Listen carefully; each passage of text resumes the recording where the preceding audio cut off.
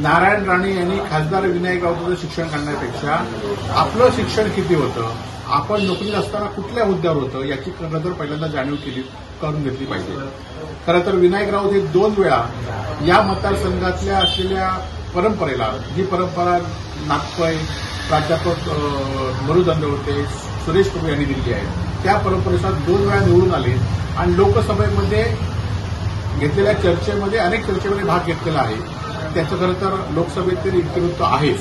परंतु नारायण राणे यांनी स्वतः मात्र कुठले प्रश्न आणि कुठले उत्तर दिले हे सगळ्या जनतेने बघितलेलं आहे. त्याच्यापेक्षा कर म्हणजे नारायण राणे यांनी आपल्या मुलाची तुलना या मतदारसंघातील प्राध्यापक मरू दंडवते, सुरेश प्रभू यांच्याशी केलेली आहे.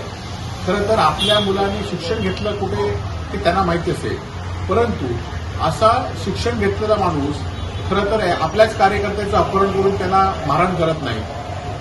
असा शिक्षण घेतलेला माणूस आपल्या कार्यकर्त्यांना अवाच्य भाषेने बोलत नाही, किंवा असा शिक्षण घेतलेला माणूस भाषण करताना,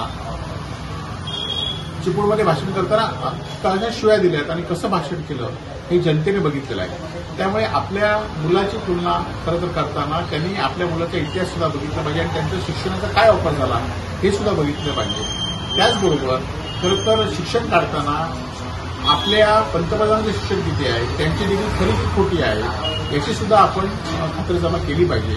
आणि त्यामुळे खरं तर आपल्या मुलाची तुलना इतर लोकांबरोबर करताना खरं तर राणेंनी आपल्या मुलाचा इतिहास आणि आपला इतिहास सुद्धा पाहावा एवढीच त्यांना विनंती आहे.